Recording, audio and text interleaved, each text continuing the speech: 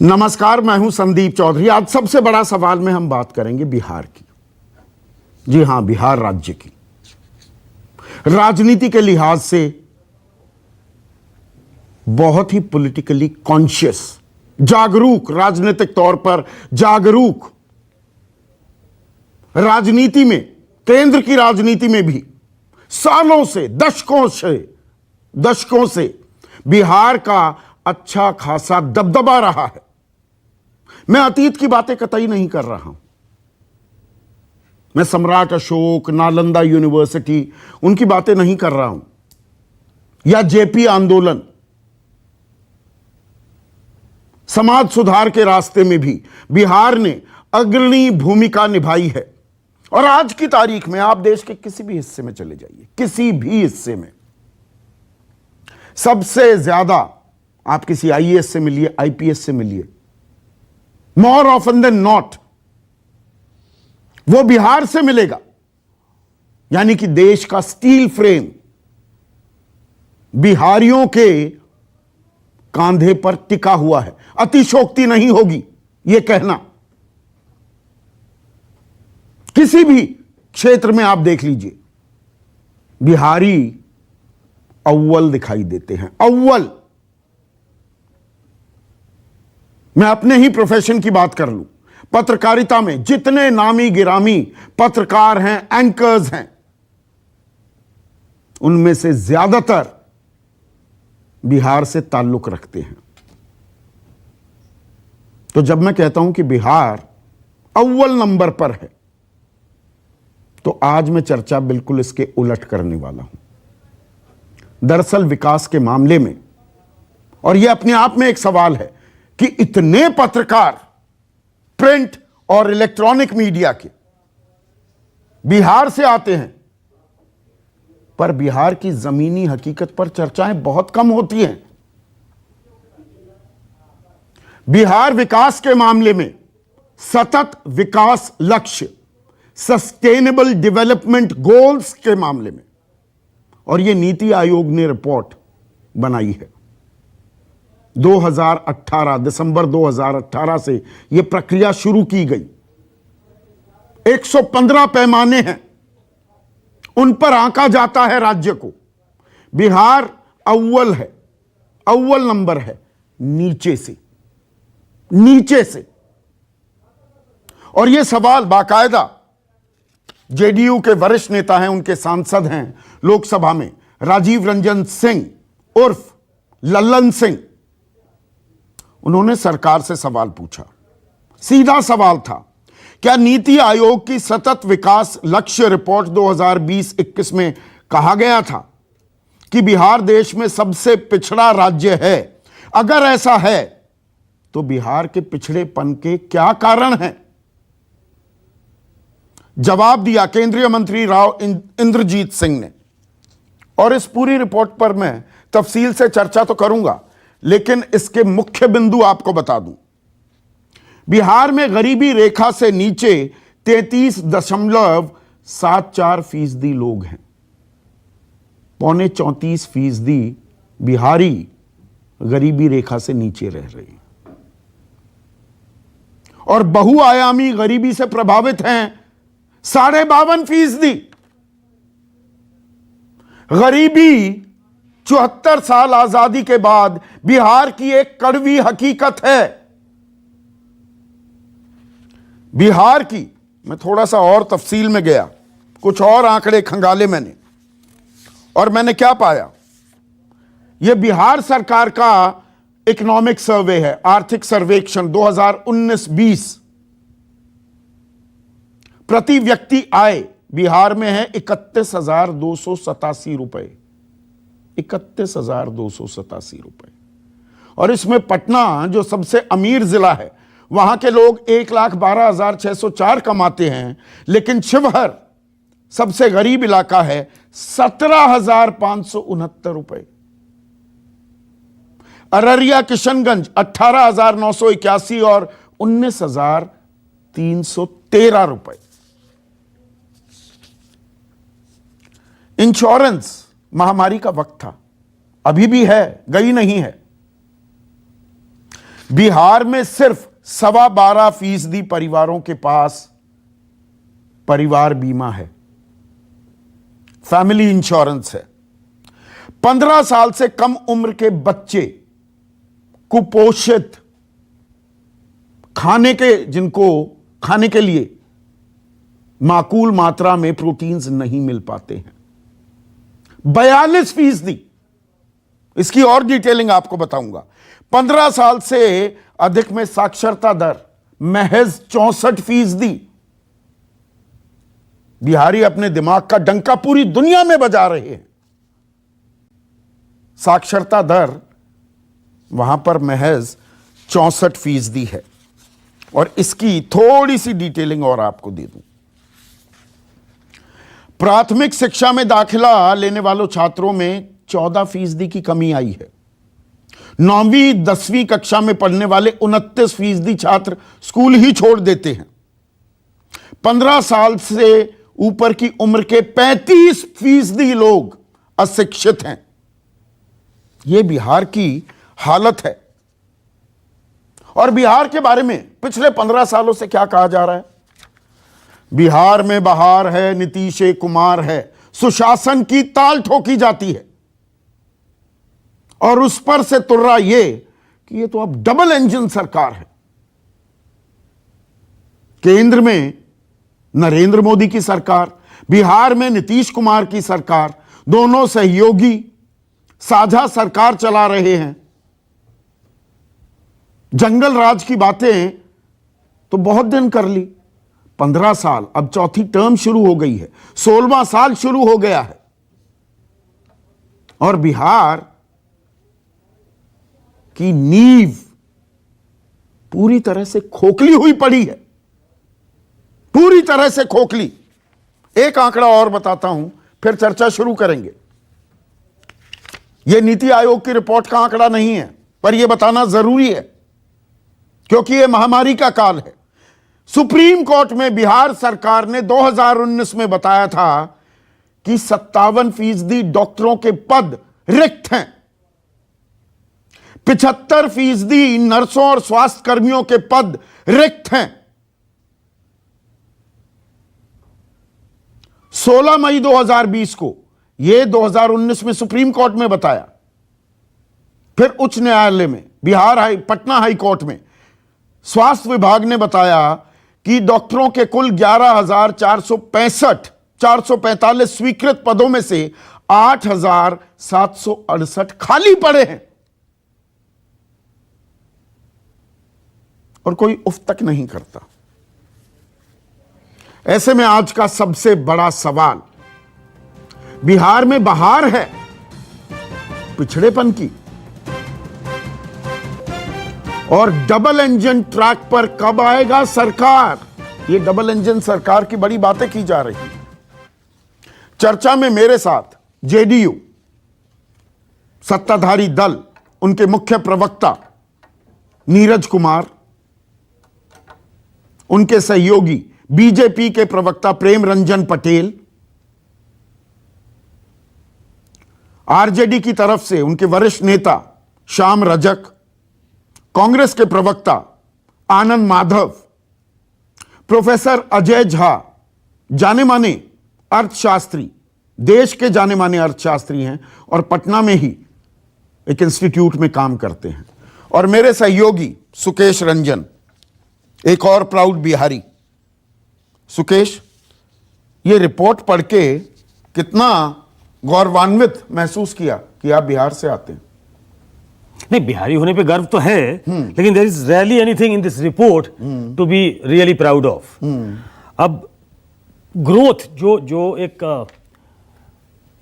Term है, वो हमारी डेमोक्रेसी में हर व्यक्ति तक जो पहुंच जाए तो वो ग्रोथ है। उसका लाभ हर व्यक्ति को मिलना चाहिए। ये जो रिपोर्ट है उसमें होता हुआ दिखाई नहीं देता है। राजा महाराजा काल में भी अगर आप पूछते किसी से कि भाई खुशहाली है, तो उसको आंका जाता था कि गरीबी नहीं है, भूखमरी नहीं है, रोजगार है, तो खुशहाली है। ये स्वास्थ्य, पर्यावरण, गरीबी, भुखमरी, शिक्षा, स्वच्छता, यही पैमाने हैं जिस पर ये आंकड़े सामने आए हैं। उसी पे आ रहा था कि अगर आप गरीबी में, पॉवर्टी में आखिरी पैदान पे हो, स्टावेशन में आखिरी से एक कदम ऊपर हो, एजुकेशन में लोएस्ट हो, तो अगर ये आंकड़े अगर आपको दिखाई देते हैं तो इसमें बहुत गौरव करने की कोई बात नहीं है। और ये बात हकीकत है कि जो एक लेगेसी चलती आ रही है और आज की तारीख में जो उम्मीद की जा रही थी, अब वो ग्रेजुएट करने का टाइम था। राष्ट्रीय माफ कीजिएगा 15 साल की पढ़ाई लिखाई में ग्रेजुएशन हो जाती है। मतलब 16वें साल में तो आप पोस्ट ग्रेजुएशन में जा रहे हैं। हाँ बिल्कुल, लेकिन वहां अभी भी 3 साल में ग्रेजुएशन नहीं हो पा रही है। हाँ। मैं हर बार जब भी बिहार पे आता हूं तो दर्शकों को याद होगा, मैं हर बार पूछता हूं 3 साल में ग्रेजुएट हो जा रहे हैं? भाई 3 साल में अगर हम ग्रेजुएशन नहीं करा पा रहे हैं लोगों की, तो हमारे अंदर कोई कमी है, देखना पड़ेगा। अगर हम आम लोगों तक अपनी जो योजनाएं हैं उसका लाभ नहीं पहुंच पा रहा है ताकि वो गरीबी रेखा से ऊपर चले जाएं, तो कमी हमारे अंदर है। तो ये इंट्रोस्पेक्ट करना पड़ेगा सरकारों को। जो भी कहा जाता है ना कि बिहार में तो बहार है, चुनावी नारा बुलंद किया जाता है, देखिए कि बहार है बिहार। ये एक बड़ा सब्जेक्टिव टर्म है। हाँ। और बहुत कन्वीनियंटली इसको प्लेस कर दिया जाता है और बहुत सारी जनता उसको मान भी लेती है कि 15 साल पहले क्या था। एक तर्क ये दिया जाता है कि बिहार को दरअसल बिहार से कंपीट करना पड़ेगा। उसको अगर आप दूसरे राज्यों की तुलना में देखेंगे तो अगर हम 10 अंक प्राप्त करते हैं और जो पहले से जो डेवलप्ड स्टेट हैं या जो डेवलपिंग थे, हम तो पिछड़े थे, तो वो अगर 10 में 7 भी लेकर आते हैं तब भी हम उनको बीट नहीं कर पाएंगे। तो उस पैमाने पर अगर आप देखेंगे तो हम अच्छा कर रहे हैं। नहीं, अभी नीरज कुमार हैं, वो सबसे पहले ये कहेंगे, देखिए विकास दर हमारी डबल डिजिट्स में आ गई। हाँ, डबल डिजिट, क्योंकि बेस आपका लो था। बेस लो भी तो था, बिल्कुल 10.5 है जीडीपी। पर उस विकास के आंकड़े को क्या करे एक गरीब आदमी? मैं आंकड़ों में जाना चाहता नहीं हूं। हाँ। भूखमरी जहां न हो, पढ़ाई जहां हो, गरीबी जहां न हो, रोजगार जहां मिल पाए, तो इसको एक आम जनता के लिए विकास, जीडीपी का फुल फॉर्म भी आम जनता नहीं जानती है। आपने अपनी पढ़ाई लिखाई दिल्ली में आके की ना। दुनिया भर के जो आईएएस आईपीएस बने हुए हैं बिहारी, सब आकर दिल्ली में, अब वो मुंबई पुणे भी जाने लगे, वहां जाकर पढ़ाई लिखाई करते हैं। गलत कह रहा हूं क्या? संदीप, मैंने बिहार में जो गरीब है, जो पढ़ाई लिखाई नहीं कर पाया, वो मजदूरी करता है पंजाब, हरियाणा, उत्तर प्रदेश, अब वो केरल भी जाने लगे बड़ी तादाद में। मैंने दिल्ली यूनिवर्सिटी में आके पढ़ाई की और आम दर्शकों के लिए बता दूं कि मेरे पिताजी वहां प्रोफेसर थे। ही स्टार्टेड टीचिंग इन 70 में उन्होंने पढ़ाने लिखाने की शुरुआत की। वो प्रोफेसर हुए, लेकिन एक प्रोफेसर भी अपने बच्चे को वहां पढ़ाना नहीं चाहता था क्योंकि शिक्षा का स्तर बहुत खराब हो गया था। मैं कह रहा हूं उसको बहुत ठीक कर दिया, लेकिन क्या ठीक कर दिया अगर 3 साल में अभी भी ग्रेजुएट नहीं हो पा रहे? ये कुछ मौलिक सवाल हैं जिसका जवाब सत्ता में बैठे लोगों को देना पड़ेगा इन आंकड़ों के इतर। नीरज कुमार, आप ही के सांसद, आप ही के सहयोगी लल्लन सिंह ये सवाल पूछते हैं, मतलब सवाल पूछने की जरूरत है आपको, जमीनी हकीकत से आप वाकिफ नहीं हैं? नहीं, बिल्कुल हम वाकिफ भी है और हम उस दिशा में काम भी कर रहे हैं। अभी माननीय सुकेश रंजन जी ने आपके कन्वर्सेशन के बीच में कह रहे थे कि दूसरे राज्यों से जब आप उसकी तुलना करेंगे तो बिहार ने कहां से स्टार्ट किया। मैं इसकी चर्चा इसलिए कर रहा हूं कि आपके दिमाग में 1-2 चीजों को मैं डालना चाहता हूं। 1908 से लेकर 2005 तक बिहार एग्रीकल्चर बेस्ड स्टेट कहा जाता है। आपको जानकर यह आश्चर्य होगा कि मात्र 2 एग्रीकल्चर कॉलेज बिहार में, ओनली 2। बिहार एक ऐसा स्टेट जो एग्रीकल्चर बेस्ड स्टेट है, वहां एग्रीकल्चर की पढ़ाई 2 कॉलेज में, सबौर और ढोली में, और आज बिहार में 12। मैं उसकी चर्चा नहीं कर, नहीं उसकी करते हैं ना चर्चा, बिल्कुल करते हैं। अच्छा पॉइंट उठाया आपने, कृषि कहा 1908 से 2005 की आपने बात कर दी। 2005 में ही आपने इस कृषि प्रधान राज्य में एपीएमसी एक्ट हटा दी जी और उसके बिल्कुल। बाद मैं 2017-18 का आंकड़ा आपको बता रहा हूं, बिहार में एक किसान की औसत आय 42,000 रुपए प्रति साल, 3,500 रुपए महीना। क्यों? कृषि प्रधान बिहार में किसान का ये हाल है नीरज जी। नहीं, मैं आपसे मैं आप ही के सवाल पर आ रहा हूं। क्यों आखिर ऐसा हुआ? भाई बिहार ने कौन सा गुनाह किया था कि बिहार के गांव की सड़कें रूरल कनेक्टिविटी रोड से नहीं जुड़ी थी? क्या गुनाह बिहार के लोगों का था जो वहां झारखंड और बिहार एक रहने के बाद बिजली हम नहीं पहुंचा पाए थे? आज हर खेत तक हम बिजली पहुंचा रहे हैं। और आपको भी इस बात की जानकारी होगी 8% जनता इस रिपोर्ट के मुताबिक कच्चे मकानों में रहती है, तो सबको मतलब बिल्कुल कच्चे हम मकान कहाँ में रह रहे बिजली हैं? पहुंचा रहे हैं। अरे आप बिहार की तुलना अगर महाराष्ट्र से करेंगे, आप बिहार की तुलना दूसरे स्टेट, हमारा पॉपुलेशन देख लीजिए, हमारा एग्रीकल्चर पर जब आप सोचिएगा तो यह भी देखना पड़ेगा ना कि 28 जिला मेरा बाढ़ और सुखाड़ से प्रभावित होता है। अब इन चुनौतियों के बीच हम काम करते हैं, उसके बावजूद हमको कृषि कर्मण पुरस्कार मिलता है, चाहे वो एनडीए की सरकार रहे, यूपीए की सरकार रहे, कि किसानों के मेहनत के बदौलत ना। तो मैं यह कह रहा हूं कि बिहार के ग्रोथ को जब भी आप देखिए तो हम आपसे यह अनुरोध जरूर करेंगे कि आपको वह पैरामीटर भी रखना चाहिए। 15 साल काफी नहीं होते। वही सुकेश का आपने जिक्र किया, 15 साल में तो ग्रेजुएशन हो जाती है। 16वां साल है आपकी सरकार का। मैं बता रहा हूं आपको, बिहार में इंजीनियरिंग कॉलेज कितने थे, मेडिकल कॉलेज कितने थे?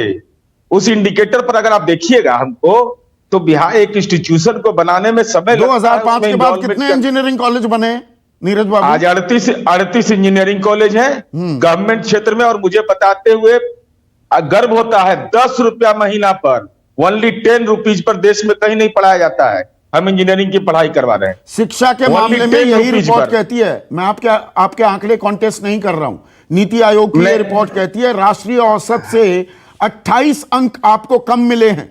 प्राथमिक शिक्षा में दाखिला लेने वाले छात्रों की तादाद में 14% की कमी है। 9वीं 10वीं में 29% छात्र पढ़ाई छोड़ देते हैं।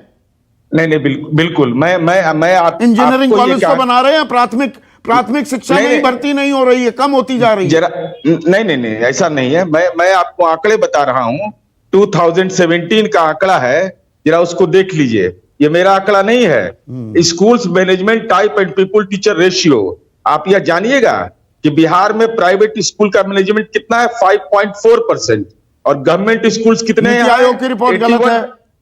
नहीं, नीति आयोग की रिपोर्ट को मैं कुछ संदर्भ में कहना चाहता हूं। आपकी बात कोई मैं पूरा कर रहा हूं। जो सस्टेनेबल डेवलपमेंट ग्रोथ में जो बिहार ने जो अच्छा किया, उसकी तो कहीं चर्चा हुई नहीं। उसकी मैं एक उदाहरण, जेंडर इक्वालिटी में, समानता में पुरुषों और महिलाओं की इकलौता एरिया, मैंने पूरी रिपोर्ट पढ़कर आता हूं मैं नीरज बाबू, मैं ऐसे हेडलाइंस नहीं ढूंढता हूं। नहीं, मैं आपको कोई चुनौती नहीं दे रहा हूं। हाँ, मैं उसमें अच्छा काम किया है। नहीं, फिफ्थ नहीं, उसमें भी मेरे साथ न्याय नहीं हुआ है। हाँ। 5th गोल में यह कहा गया कि महिला समानता को लेकर महिलाओं को असेंबली में उनके पंचायत के पार्टिसिपेशन को बनाया नहीं। बिहार में ऐसा कोई थाना नहीं है जहां हमारी बेटी आज पुलिस बल में नहीं है, उसकी कोई चर्चा नहीं। 33% हमने रिजर्वेशन वीमेन एम्पावरमेंट में दिया। आप देखिए, ये तो सांकेतिक चीजें हैं, ये आप तो राजनेता हैं, आप मुझे जानते हैं। नहीं, रिफ्लेक्ट हो रहा है। मैं कह रहा हूं कि ये रिफ्लेक्ट हो रहा है। तो भुखमरी का एक आंकड़ा बताऊं, आप महिलाओं की बात कर रहे हैं, 1 मिनट सुनिएगा। 5 साल से कम उम्र के 39% बच्चे अंडरवेट हैं, जितना वजन होना चाहिए उतना नहीं है। 42% बच्चे 5 साल से कम उम्र के स्टंटेड ग्रोथ, यानी कि जितनी लंबाई होनी चाहिए नहीं है। 15 से 49 साल की 58% गर्भवती महिलाएं अनीमिक हैं, खून की कमी है। 10 से 19 साल के सभी किशोर बच्चे और बच्चियां अनीमिक हैं बिहार में। आप बता दीजिए जी, 33% हमने आरक्षण दे दिया पंचायतों में। मैं बता रहा हूं गर्भवती मां का प्रसव पूर्व जो देख रेख था वह 33.4% से 52.9% की कमी है 58% गर्भवती महिलाओं में। देखिए मैं आ रहा हूं, मेरी बात तो सुनिएगा जरा सा। SRS 2018 की रिपोर्ट क्या है? शिशु मृत्यु दर में कहां थे हम? 35 से 32 पहुंचे। आप इन चीजों को भी तो देखिएगा। मृत्यु दर हमारा कहाँ था इस मामले में, 61 से 32 अब पहुंचे, राष्ट्रीय औसत के बराबर। हम पोलियो हमारा 18% था इस बिहार में, और 2015 या 10 के बाद आज तक पोलियो का कोई केस नहीं ये हुआ। यह हम मानते हैं, हम इसको, ऐसा नहीं कि मैं स्वीकार करने को तैयार नहीं हूं। इन चीजों पर हमको अभी ह्यूमन डेवलपमेंट इंडेक्स पर काम करना है। मेरा सवाल यह है कि नीति आयोग इन चीजों को क्यों नहीं देखता है? नहीं, कि आप क्यों नहीं देखते? नीति आयोग, आप बताए जी। ये देखिए आंकड़े, नीरज बाबू आप मुझसे बेहतर जानते हैं, ये बताते कम है, छिपाते ज्यादा हैं। पर ये कम बताते हुए भी जो बता रहे हैं, और यहां पर नीति आयोग को छोड़िए, चलिए आपकी रिपोर्ट पर आता हूं। सुप्रीम कोर्ट में 2019 में आपने बताया ना कि 57% डॉक्टरों के पद रिक्त हैं, 75% नर्सों और स्वास्थ्य कर्मियों के पद रिक्त हैं। फिर आपने पटना हाई कोर्ट में बताया कि 11,645 स्वीकृत पदों में से 8,768 पद खाली हैं। भर दिए आपने? नहीं, बिल्कुल, मैं जानकारी आपको दे रहा हूं। हाँ प्लीज। मैं आपको जानकारी दे रहा हूं। बिहार में फर्स्ट टेन्योर जो chief minister doctor Shrikrishna Singh का था, उसके कार्यकाल के बाद एक नालंदा एनएमसीएच मेडिकल कॉलेज खुला। आज 15 मेडिकल कॉलेज बिहार में हम मेडिकल कॉलेज है। डॉक्टरों के रिक्त पद भर दिए गए। मैं बता रहा हूं तो 4,352। भाई डॉक्टर आज एमबीबीएस करेगा, एमडी करेगा तो समय तो लगेगा ना उसको। ग्रेड मैं बता रहा हूं, एएनएम का 2212, 17,719, आशा 88,644, ग्रेड नर्स 2212, इन लोग की हमने भर्ती की। इसके लिए हमने तकनीकी सेवा आयोग बनाया कि जल्दी से जल्दी हो। या हम कह रहे हैं कि अगर ये नहीं रहता तो आज गवर्नमेंट जो हॉस्पिटल है, ये हमारे आंकड़े नहीं है, ये 9,039 प्रति माह। अगर भगवान ना करे आपके घर में किसी को अस्पताल में भर्ती होना पड़े, लेकिन भर्ती होंगे। देखिए आज की तारीख में मैं दिल्ली एनसीआर में रहता हूं, तमाम बड़े जो अस्पताल है ना, तमाम बड़े सरकारी और प्राइवेट, वो एम्स हो, आरएमएल हो, सफदरजंग हो, ज्यादातर एचओडीज कहां से हैं? बिहार से। बिल्कुल। फोर्टिस, मेदांता, एस्कॉट्स, सारे बड़े डॉक्टर्स में से ज्यादातर कहां से हैं? बिहार से। और बिहार में आप डॉक्टरों की भर्ती नहीं करवा पा रहे। आप बता रहे हैं अब हमने अब मेडिकल कॉलेज बनाया है, वो डिग्री लेंगे तब हम भर्ती करेंगे, यही बता रहे हैं। नहीं, भर्ती किया, आपको यह भी बता देते हैं। होम्योपैथ, आयुष, आयुर्वेद, ऐसा नहीं कि हम उसकी चिंता, उसका हम सोच करके कि एमबीबीएस पास आउट करेंगे तब, और हम जब अपॉइंटमेंट कर रहे हैं तो यह भी तय कर रहे हैं, सीधे उनको हॉस्पिटल में हम पोस्ट करते, सीधा रूरल इलाके में हम लोगों ने तय कर दिया है कि आपको इतने दिनों पर रहना पड़ेगा। मैं यह कह रहा हूं कि भाई जहां बेसिक इंफ्रास्ट्रक्चर जो है, अब स्कूल नहीं बनाइएगा तो आप कैसे चाहिए कि बच्चे स्कूल जाएंगे? इंजीनियरिंग कॉलेज तो मतलब ये विरासत के चलते, विरासत की देन की कमियों की भरपाई नहीं कर पाए, आप ये कह रहे हैं? नहीं कमी नहीं दूर कर पाते तो 38 इंजीनियरिंग कॉलेज से पहले बना देता बिहार में। कैसे मैं आज 143 मेडिकल कॉलेज, एएनएम और जीएन, नर्सिंग इंस्टीट्यूट बिहार में नहीं था? क्या हालत था इस बिहार में? इसी बिहार के सुकेश रंजन जी, आप भी जानते हैं, बिहार हर हॉस्पिटल में साउथ इंडिया की बेटी मिलती थी। आज किसी अपने रिपोर्टर को आप भेजिए, हर जगह लगभग जगह पर बिहार की बेटी मिलेगी, नर्सिंग की सुविधा देती। प्राथमिक स्वास्थ्य केंद्रों में हर जगह ताले लटके मिलते हैं हमें, डॉक्टर को दिखाई नहीं। मैं बता रहा हूं, रिपोर्ट की है। अरे मैं बता रहा हूं, स्वास्थ्य उपकेंद्र की बात, चमकी बुखार के टाइम भी और कोरोना महामारी में भी। मैं बता रहा हूं ना, मेरी बात को सुनिए तो। हाँ। एडिशनल अतिरिक्त प्राथमिक स्वास्थ्य केंद्रों या प्राथमिक स्वास्थ्य केंद्रों, वहां नहीं मिलेगा आपको यह स्थिति। स्वास्थ्य उपकेंद्र जो पहले से स्वीकृत, समझ लीजिए क्या हालत था कि आज आजादी के बाद पहली बार हम लोग पूरे विधानसभा, पूरे बिहार के तमाम विधानसभा में 5-5 हेल्थ वेलनेस सेंटर, और वो भी पहले से स्वीकृत है। नहीं बना करके कोई उसका ऑपरेटिव पार्ट नहीं शुरू हुआ था बहुत जगहों पर। और हम लोग हमने यह कभी दावा नहीं किया है कि हम स्वास्थ्य केंद्र तक पहुंच गए। हमने यह दावा जरूर किया है कि प्राथमिक स्वास्थ्य केंद्र तक हम पहुंचे, अतिरिक्त प्राथमिक स्वास्थ्य केंद्र तक ताला लगाने के लिए पहुंच गए हैं। लेकिन श्याम रजक, एक सेकंड, अब सर मैंने बहुत वक्त दिया। श्याम रजक, कहानी यह है कि बिहार का ऐसा बंटाधार कर दिया गया, वो कहते हैं ना कि हालत बियॉन्ड रिपेयर कर दी जाए, मरीज मरनासन हो जाए आईसीयू में वेंटिलेटर पर वो भर्ती हो जाए और फिर उससे पूछा जाए कि भैया भाग दौड़ क्यों नहीं रहे, उछल कूद क्यों नहीं कर रहे, टोक्यो ओलंपिक्स में जाकर पदक जीत लाइए।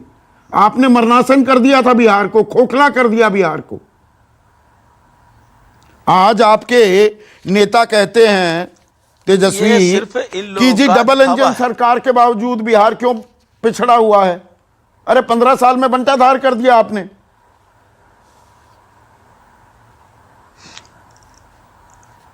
पंद्रह साल में बंटाधार नहीं किया। आप आंकड़े आप खुद देख लीजिए, और आंकड़े नहीं, मैं तो कह रहा हूं कि आप जमीनी हकीकत देखिए, पहले क्या थी और आज क्या है। आज इनके पास ये स्थिति नहीं है कि ये प्राथमिक स्वास्थ्य केंद्र और छोड़ दीजिए अस्पताल, पीएमसीएच जो कहते हैं ये कि वर्ल्ड क्लास का हम हॉस्पिटल बना रहे हैं, वहां पर मरीज का कोई देखने वाला नहीं है, वहां कोई नर्सेज फैसिलिटीज नहीं है, डॉक्टर वहां नहीं रहते हैं। एनएमसीएच, डीएमसीएच जो दरभंगा का है, वह कमर भर पानी में लोगों को जाना पड़ता है और ये कह रहे कि हमने इंफ्रास्ट्रक्चर बना दिया। ये तो सिर्फ विज्ञापन की सरकार है। अब विज्ञापन के माध्यम से लोगों को एहसास का है। स्कूलों की बात आप कह रहे थे, प्राथमिक शिक्षा का ये हाल है, आपने खुद आंकड़ा दिया है, लेकिन जमीनी हकीकत तो उससे भी खराब है कि आप शहर में भी जो प्राथमिक स्वास्थ्य केंद्र है वहां बच्चे तो नहीं जाते हैं, लेकिन वहां शिक्षक भी नहीं है। इंफ्रास्ट्रक्चर ये है कि बिल्डिंग गिर रही है, कब कौन मरेगा, बच्चियों के लिए कोई टॉयलेट नहीं है, ये स्थिति है। ये तरह तरह की बात करके सिर्फ लोगों को भ्रमित करना चाहते हैं। नीति आयोग ने कहा है, लेकिन हम कहना चाहते हैं कि आप तो आपने मेरे सवाल का जवाब नहीं दिया अभी तक। आप कई बार बात कहने का जो आईसीयू में मरणासन करके मरीज को भर्ती करा दिया, अब आप पूछ रहे हैं जी ये मरीज भाग क्यों नहीं रहा।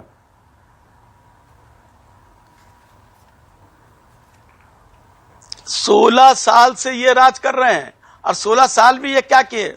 मैं पुरानी बातों पर ये हरदम सिर्फ लालू चालीसा से इनको काम रहा है। मैं आपकी बात नहीं सुन रहा हूं। हाँ बोलिए बोलिए। नहीं आवाज आ रही है।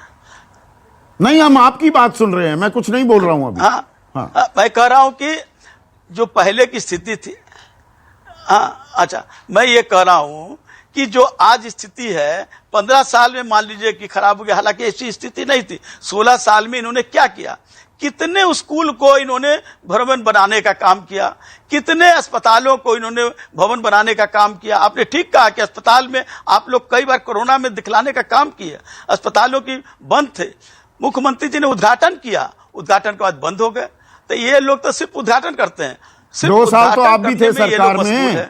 अब ये 15 साल की बात करते हैं, उसमें 2015 से 2017 को श्याम बाबू भूलिए ना, आप भी सरकार में थे। 2 साल मैं था, मैं था, और जो मैं 2 साल सरकार में था, इसमें कहीं दो राय नहीं है। और 2 साल में सरकार में था तो मेरे विभागों को आप देख लीजिए और उसका आकलन कर लीजिए। लेकिन जो विभाग में इनकी जो नीति आयोग का है जो रिपोर्ट गरीबी का और गिरावट आई है, वो हमारे विभाग से कोई मतलब नहीं था, लेकिन गरीबी का बढ़ा है। आज यहाँ शिक्षा का बढ़ा है। ये कहते थे कि एमडीएस जो मध्याह्न भोजन के माध्यम से हम लोगों को कुपोषण खत्म करने के लिए अंडा देंगे, कहाँ खुला हुआ है। ये सिर्फ बातें विज्ञापन के द्वारा हो सकती है। आज जाइए ना, तो ये कुल मिलाकर जो सत्ता में आ जाता है बिहार की बदहाली और बढ़ाता ही है। बिहार बदहाल रहा, बाकी देश भाग रहा है सरपट। बिहार पीछे क्यों रह गया? प्रेम रंजन पटेल, बाकी देश में तो विकास हो रहा है। बाकी राज्यों के केरल, हिमाचल, तमिलनाडु, आंध्र, गोवा, कर्नाटक, उत्तराखंड, महाराष्ट्र में आबादी और साइज की वो प्रॉब्लम तो जो आप गिनाते हैं बिहार को लेकर, वही हालत महाराष्ट्र की भी है, वही कर्नाटक की है। एरिया वहां भी बड़ा है, वहां भी आबादी है। बिहार क्यों पीछे रह गया? देखिए संदीप जी, बिहार को 2 पार्ट में बांट करके देखना पड़ेगा। एक तो 2000 के बाद और 2000 से पहले, जब झारखंड बिहार के साथ था, माइंस ऑन मिनरल्स, कल कारखाने जितने थे, वनोपज थे, बिहार के साथ थे। उस समय जिस समय बिहार को विकास करना चाहिए था, उस समय बिहार का विकास नहीं हुआ। कौन लोग सत्ता में बैठे थे और किनके कारण ये नहीं हो सका? 2005 से पहले और 2005 के बाद आपको आकलन करना पड़ेगा कि 2005 से पहले की स्थितियां बिहार की क्या थी और 2005 के बाद की स्थितियां क्या बिहार की है। पहले जहां ग्रोथ रेट 2005 से पहले एनडीए की सरकार बनने से पहले 3.19 था, आज 11.3 इस राज्य का ग्रोथ रेट है। पर कैपिटा उस ग्रोथ रेट का क्या करे बिहार का आमवासी? शिक्षा मिल नहीं रही, भुखमरी, गरीबी बढ़ती जा रही है। उस आंकड़े का क्या करे? उसकी पूजा करे उस आंकड़े का। जी हम 11% से बढ़ोतरी हो रही है, प्रति व्यक्ति आय में कोई इजाफा नहीं हो रहा, उसका क्या डाले? उसका अचार डालेगा आंकड़े का? नहीं संदीप जी, मैं तो कह रहा हूं कि पहले 2005 से पहले की स्थितियां थी और 2005 से जितना पिछड़ा था उस पिछड़े राज्य को ठीक करने में बहुत समय लगता है। कितना समय लगता है वही तो जानना चाह रहा हूं। करके लोगों ने रखी थी, हम लोग को आज मेहनत करना पड़ रहा है। डबल इंजन की सरकार है, उसके कारण ही जो है आज इस प्रकार का नहीं, हो वो रहा क्या है। हुआ डबल इंजन सरकार? नीतीश कुमार तो ये कहते हैं, प्रेम बाबू एक सेकंड सुनिए ना, आपने डबल इंजन सरकार, अरे प्रेम बाबू सुनिए तो हमारे यहाँ जो ऐसे रिसोर्सेज नहीं है, हमारे यहाँ क्या है? अच्छा आवाज आ रही है क्या? सुनिए तो। बाढ़ की चपेट में रहता है, एक तरफ दक्षिण बिहार जो पूरी तरह अरे सुखाड़ प्रेम में बाबू रहता है। सुनिए ना, धारा प्रवाह बोलने से आंकड़े थोड़ा बदल जाएंगे। अगर धारा प्रवाह बोलने से अभी सारी चीजें ठीक हो जाती हैं तो मैं आपको लगातार बोलने दूंगा। बात आपने कही डबल इंजन सरकार की, तो ये डबल इंजन सरकार पटरी पर कब आएगी? ये तो पटरी, डबल इंजन तो पटरी से उतरा हुआ है, ये पटरी पर कब आएगा? डबल इंजन सरकार पटरी से नहीं उठी है संदीप जी। हाँ। डबल इंजन की सरकार के कारण ही जो है आज बिहार आगे बढ़ रहा है। लेकिन सतत विकास के मामले में अव्वल है नीचे से। इसका कारण रहा है कि पिछली सरकारों ने 2005 से पहले की सरकारों ने बिहार के लिए कुछ नहीं किया। अगर वो लोग आपने क्या किया? नीतीश कुमार कहते हैं विशेष राज्य का दर्जा दो, बिहार को स्पेशल ट्रीटमेंट चाहिए, विशेष राज्य के दर्जे पर तो आप चुप्पी साध जाते हैं, फिर वहां नीति आयोग का हवाला दे देते हैं। गलत कह रहा हूं? विशेष राज्य का दर्जा क्यों नहीं देते? नीतीश कुमार की लगातार मांग है कि नहीं है? आपको संदीप जी पता है कि यूपीए की सरकार में हम लोगों ने तो सर्वसम्मत प्रस्ताव पारित कर करके बिहार विधानसभा से भेजा था, और यूपीए की सरकार थी, उसने रघुराम राजन कमेटी बनाई थी। रघुराम राजन कमेटी की रिपोर्ट आई थी कि अब विशेष राज्य के दर्जे का प्रावधान को समाप्त अच्छा, कर दिया रघुराम गया। राजन की बातें बहुत मानते हैं आप। नरेंद्र मोदी जी ने 1,25,000 करोड़ रुपए का स्पेशल पैकेज बिहार हाँ, वो हमने के सुना था, विकास के लिए चुनावी रैली में भी सुना था। कितना पैसा दूं? नीतीश कुमार तो कहते हैं पैसा ही नहीं दिया जा रहा, विशेष राज्य का दर्जा दो। ये अजीबोगरीब आपकी मिलीजुली कबड्डी चलती है। नीतीश कुमार कहते हैं विशेष राज्य का दर्जा दो, आंखें तरेरते हैं। केंद्र कहता है आपने बड़ा अच्छा किया, कह दिया। रघुराम राजन ने कहा था कोई जरूरत नहीं, और फिर भी आप मिलकर सरकार चलाते हैं। संदीप बेहतर है आप नीरज अभी आ रहा हूं ना, अभी उन्हीं के पास ले लीजिए साथ में, उन्हीं को ले रहा हूं। रुक जाइए। हाँ बोलिए। हाँ नहीं, मैं कह रहा हूं कि उसी समय जब उस प्रावधान को समाप्त कर दिया गया, इसलिए हमारी सरकार ने 1,25,000 करोड़ रुपए इसके डेवलपमेंट के लिए दिए हैं। और हमारे प्रधानमंत्री ने कहा कि विशेष नजर बिहार के ऊपर है, बिहार की आवश्यकताओं को हम पूरा करेंगे। तो पूरा करेंगे। तो अब एक मिनट, अब नीरज बाबू स्क्रीन पर अकेले। नीरज बाबू, तो विशेष राज्य की दर्जे की बातें तो आप खामखा करते हैं। केंद्र सरकार तो नहीं दे रही, और 1.25 लाख करोड़ रुपए जैसे राहत पैकेज देती है, आपको पैसे भी दिए जा रहे हैं। नहीं, विशेष पैकेज, राहत पैकेज नहीं, कोई बिहार याचक कोई बिहार याचक नहीं है। हमको अगर हिस्सेदारी नहीं मिलेगी तो ये देश के अंदर में जो संघीय ढांचा है, मैं संघीय ढांचे का भी तो सम्मान है।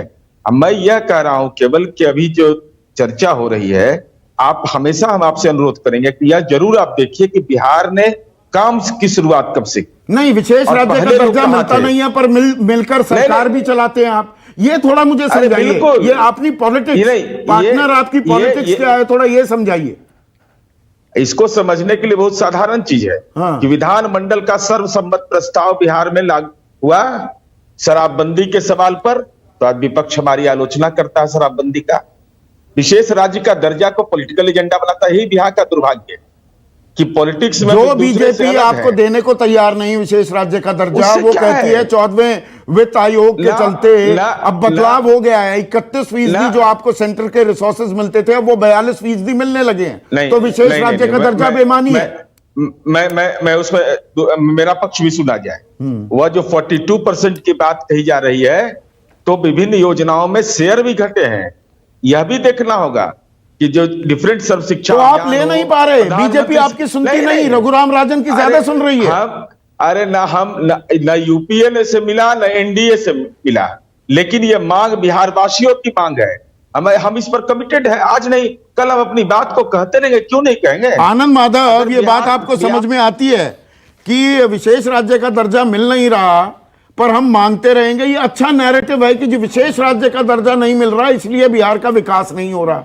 देना केंद्र सरकार को है, उसने साफ मना कर दिया, पर उनके साथ केंद्र में भी अब मंत्री हो गए आरसीपी सिंह और राज्य में आप साझा सरकार भी चलाएंगे। जी, ऐसा है कि दो गलत मिलके कभी एक सही नहीं कर सकते, ये बात हम आप सब जानते हैं। ये इतिहास निर्माण नहीं कर पाएंगे, सच भी है। जितनी बातें ये कह रहे हैं, अगर यहाँ की स्थिति के बारे में जैसे हमारे नीतीश भाई और हमारे प्रेमचंद पटेल जी बता रहे थे, अगर बिहार की स्थिति अच्छी रहती और यहाँ विकास का जो वो बता रहे हैं वो रहता, तो मुख्यमंत्री दिल्ली में इलाज करने नहीं जाते, किसी को एम्स के बाहर इंतजार नहीं करना पड़ता, जिलाधिकारी को, एक आईएएस ऑफिसर को एक थाने के बाहर बैठना नहीं पड़ता 4 घंटे एफआईआर दर्ज कराने के लिए। जो परिस्थितियां हैं वो सबके सामने हैं और इसमें कहीं कोई छिपाने वाली बात नहीं है। रहा 16 साल इन्होंने पूरा कर दिया, मैं उनको 2 साल और देता हूँ। बार बार ये जो पुरानी गाना जो करते रहते हैं, 18 साल में भी क्या व्यस्त तो हो जाएंगे तब शायद कर लेंगे। बार बार डबल इंजन की बात ये कहते हैं, लेकिन क्या डबल इंजन पटरी पर है? अगर पटरी पर है भी तो एक आगे खींचे कर रहा है। तो 2005 से 2014 की बात कर लेते हैं आनंद माधव, तब तो केंद्र में आपकी सरकार थी, विशेष राज्य का दर्जा आप दे देते बिहार को। देखिए ऐसा है कि जो आपको हमारी जो नीति थी उसके हिसाब से इन्होंने 1,25,000 की बात कही। इन्होंने 1,25,000 में खुद नीतीश कुमार जी ने पूरे पेज का विज्ञापन दिया था कि ये प्रधानमंत्री महोदय माननीय ये झूठ बोल रहे हैं, गलत बोल रहे हैं, जनता को बरगला रहे हैं। उसमें 1,08,000 रुपए की रीपैकेजिंग कर रहे हैं। ये माननीय मुख्यमंत्री का विज्ञापन दिया हुआ था बिहार का। तो ये क्या बातें कर रहे हैं आके यहाँ पे, ये जो बातें कर रहे हैं जनता को सिर्फ बरगलाने की बात कर रहे हैं, झूठ। आप विशेष दर्जा तो बहुत बड़ी बात कर रहे हैं। मंच से माननीय मुख्यमंत्री जी ने मांग किया कि पटना विश्वविद्यालय को हुजूर एक केंद्रीय विश्वविद्यालय बना दीजिए, उन्होंने नकार दिया कि हम विश्व स्तरीय बनाएंगे। तो डॉक्टर संघ का नाम आपने सुना ही होगा ना, कि जो हर बार कहता है कि हम ये दे देंगे, हम वो दे देंगे, देता कुछ नहीं। वही स्थिति है। और यहाँ की सरकार जो है सिर्फ एक ही काम कर रही है, किसी भी ढंग से अपनी कुर्सी बचाने का प्रयास कर रही है। राज्य पूरा जाए कहीं भी, उससे कोई मतलब नहीं है। विकास के आंकड़े जो है इनको सिर्फ किताबों और पन्ने पे देखते हैं। हाँ, एक बात में ये लोग बहुत कमाल कर रहे हैं, वो ये कमाल कर रहे हैं, बोलने में इनको काफी ज्यादा ये माहिर हो चुके हैं। तो बहुत बातों का गुलदस्ता ये बनाते हैं। सड़कों और नमामि गंगे की जैसे मान लीजिए बिहार की स्थिति करके हैं, एक बारिश हो जाती है, बिहार की सड़कों में नमामि गंगे जो है हमारी माता गंगा आके लोगों के पांव पखारती है। यहाँ पे आपने भी रिपोर्ट में दिखाया था, हमें याद है अच्छी तरह से। तो ये स्थिति है यहाँ पे। तो विकास के आंकड़े से क्या, आपने आंकड़े गिना दिए, इसलिए आंकड़े मुझे दोबारा गिनाने की जरूरत नहीं। सच्चाई ये है कि जिम्मेवारी की कमी है ये, और ये चिंताजनक स्थिति है। प्रोफेसर अजय झा, एक सेकंड प्रोफेसर अजय झा जी, ये आंकड़े तो झूठे नहीं हैं, पर अपने आप में मैं ये कह दूं ये पूरी तस्वीर बता रहे हैं, वो भी सही नहीं है। लेकिन बिहार की जो गत है आज की तारीख में, आपको लगता है कि राजनीतिक विमर्श इस पर, गंभीर राजनीतिक विमर्श हो भी रहा है या आरोप प्रत्यारोप हावी है? नैरेटिव बना दो जी और बात खत्म। बिल्कुल। देखिए, आपने जो शुरुआत किया था और उसमें जिस पटाक्षेप से अभी हम जहां पर हैं अगर उसको देखें तो बहुत ही शर्मसार करने वाली बात स्थिति है अभी बिहार की। और सुकेश जी ने उसे सही तरीके से समेट करके हम लोगों के सामने रखा। और बाकी लोग तो ये लोग पॉलिटिकल पार्टी के लोग हैं, अपनी अपनी बात कर रहे हैं। लेकिन स्थिति तो ये है, अगर आप आंकड़ों से चलेंगे तो आंकड़ों के साथ एक बड़ा विचित्र स्थिति है। आप उसे अगर सामने, वो कुछ भी सिद्ध नहीं कर पाएगा या सब कुछ सिद्ध कर देगा। दोनों ही स्थिति बनती है। अब अभी बहुत सारी बातें कही जा रही थी कि पहले इतने कॉलेजेस थे, इतने बन गए। तो देखिए अभी ऐसे थोड़ी होता है। पॉपुलेशन साइज अगर हम 1951 की बात करें तो उस समय जो संयुक्त बिहार था करीब 3 करोड़ की उस समय आबादी थी, थोड़ा कम। और आज हम 12-13 करोड़ हैं अपने कट करके, झारखंड से हट करके। तो अब वहां अगर आप पीपुल के हिसाब से अगर आप रेशियो देखिए तो क्या हुआ, कुछ खास मुझे तो नहीं दिखता। 35-36 हो जाने से कुछ नहीं होता है। आप वहां क्वालिटी क्या दे रहे हैं, दैट इज वेरी इंपॉर्टेंट। और दूसरी बात है कि एक तो हम लोगों ने सुना है ना कि मकान बहुत सारे बन गए, लेकिन मकान बने, घर बने। क्योंकि ये जो साइकोलॉजी में और सोशियोलॉजी में इसकी चर्चा होती है, या हम लोग आम बोलचाल में भी कहते हैं कि मकान बना देना ही काफी नहीं, मकान को घर बनाइए। मतलब आप फिजिकल इंफ्रास्ट्रक्चर तो बना दिए, आप ह्यूमन जो कैपिटल है वो कितना आपने वहां उसको इन्फ्यूज किया या उसको डाला, और उसके फलाफल क्या हुए। ये डेटा जो है, जो सिर्फ रुपयों में दिए जाते हैं, उसका क्वालिटी नहीं। प्रोफेसर झा, आज जब मैं रिसर्च कर रहा था और हमारे जो रिसर्च हेड हैं लल्लन झा जी, उन्होंने 2 बड़ी मार्के की बात कही। उन्होंने कहा कि देखिए संदीप, अगर बिहार में सब ठीक होता तो मैं बिहार छोड़कर दिल्ली में क्यों आता, यहां 2 कमरे के फ्लैट बनाकर या किराए पर लेकर मैं क्यों रहता। और एक आजकल एक बड़ा नॉस्टैल्जिया की फीलिंग भी चल रही है ना प्रोफेसर झा। लोग जब रिटायरमेंट की प्लान करते हैं कि अपने गांव, अपने देश वापस जाऊंगा, वहीं पर मकान बनाऊंगा, वहीं पर रिटायरमेंट की लाइफ अपनी लीड करूंगा। बिहार में कितने लोग वापस आने को तैयार हैं? आज की तारीख में कौन बिहार में रहना चाह रहा है? जो थोड़ा आगे बढ़ना चाहता है वो बिहार छोड़ना चाहता है ना, और वापस आकर कोई बसना नहीं चाहता। गलत तो नहीं कह रहा मैं? बिल्कुल आप सही कह रहे हैं। यही तो स्थिति है। जब वो 70s में गए थे, मैं अपनी बात करता हूँ। 72 बैच का मैं ग्रेजुएट हूँ। 74 में मुझे मास्टर्स कर लेना चाहिए था। मैं 76 में मैंने किया। ये तब की बात मैं कर रहा हूँ। और वहां से लेकर के आज तक क्या स्थिति है? कुछ नहीं, बदलाव क्या हुआ? तब भी हमारे समय में भी लोग जाते थे, लेकिन इतना नहीं जाते थे। और जबकि सबसे ज्यादा जागरूक राज्य है ये। बड़े बड़े राजनीतिक आंदोलन बिहार से वो चले हैं। महात्मा गांधी के सत्याग्रह से लेकर जेपी का आंदोलन। और मैंने इसीलिए आईएएस आईपीएस, आज की तारीख में भी, अब तो बहुत नौकरियां आ गई, पर आईएएस आईपीएस बन जाना मतलब वो एक तरह का पदक होता है। सबसे ज्यादा बिहार के लोग बनते हैं आईएएस आईपीएस। यहां पर मेरा थोड़ा सा एक मेरा एक व्यू ये है कि हमारे यहाँ यही सबसे बड़ा, हमारे यहाँ जो ग्रोथ नहीं हो पा रहा है वही सबसे बड़ा कारण है। आईएएस आईपीएस मतलब आईएएस आईपीएस ना हो गया कि वो नोबेल लॉरिएट हो गया। ये मतलब आप देखिए जो रिजल्ट आते हैं तो इंटरव्यूज मीडिया में भी और सभी जगह, घरों में, समाज में, वो लग रहा है कि क्या हो गया आप बताइए। और ये लोग जाकर के सिस्टम में करते क्या है? बड़ी बड़ी बातें करते हैं जब इंटरव्यू में जाते हैं और वहां से निकल करके आते हैं कि मैं इसलिए इसमें आया और आई कि मुझे देश के लिए कुछ करना है। और क्या कर पाते हैं? ये जो स्थिति है ना, जब तक जनरलिस्ट इस देश को चलाते रहेंगे, आज भी यही स्थिति है, चाहे हमारे यहाँ के मुख्यमंत्री हो, चाहे हमारे यहाँ के प्रधानमंत्री हो, वो जो ब्यूरोक्रेट्स पर जो इतना मूल समस्या पर कोई ध्यान नहीं दे रहा बिहार की, ही नहीं है। एक भी इंडस्ट्री नहीं है प्रोफेसर झा। अजीब नहीं लगता है? कोई बड़ी इंडस्ट्री है बिहार में? बिहार की स्थिति तो ये है कि देखिए हमारे यहाँ जो पॉपुलेशन साइज अभी है, अगर उसके कंटेक्स्ट में देखें तो जीडीपी में हमारा जो एग्रीकल्चर का कंट्रीब्यूशन क्या है? जो भी कंट्रीब्यूशन है सर्विस सेक्टर का है। सर्विस सेक्टर, और सर्विस सेक्टर में हमारे कितने लोग लगे हैं? उस हिसाब से अगर आप देखिए तो काफी कम लोग लगे हैं। अब वैसे में जो प्रोपोर्शनेट जो डिस्ट्रीब्यूशन होना चाहिए सर्विस सेक्टर, प्राइमरी सेक्टर और इंडस्ट्रियल सेक्टर में, तो वो ही प्रोपोर्शनेट नहीं है। और फिर उस पर भी हंगामा होता है। क्योंकि बिल्कुल तो दाल रोटी खाओ, प्रभु के गुण गाओ, बिहार में बहार है कहो। और यहां पर मैं क्योंकि आप भी पत्रकार हैं, मतलब इतने सारे नामचीन पत्रकार बिहार से, बिहार की चर्चा बहुत कम होती है, बिहार की असली हकीकत की। सुकेश, यह भी अपने आप में एक विरोधाभास है। यह है, चर्चा ज्यादा होनी चाहिए। और वो विकास की राह पे है कि देखिए विकास एक सतत प्रक्रिया है। हम दरअसल आज से 15 साल 20 साल पहले चले जाइए, सड़कें नहीं थी, सड़कें बनी हैं, बिजली नहीं थी, बिजली आई है।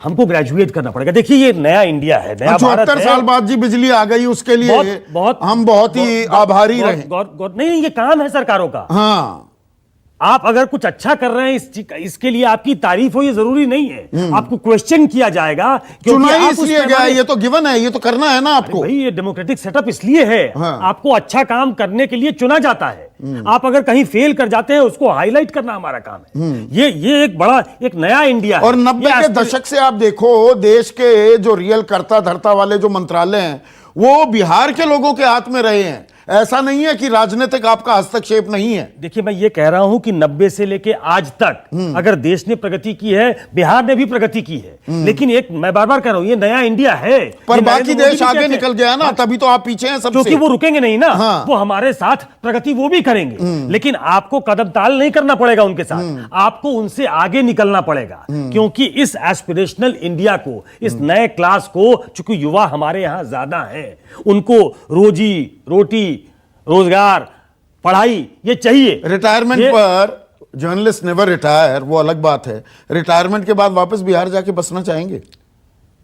देखिए बड़ा मुश्किल सवाल है ये, जाना हर कोई चाहता है, लेकिन आप सिर्फ इसलिए जाना चाहोगे कि बिहार में हम रह सकते हैं, सिर्फ वही पैमाना नहीं होता।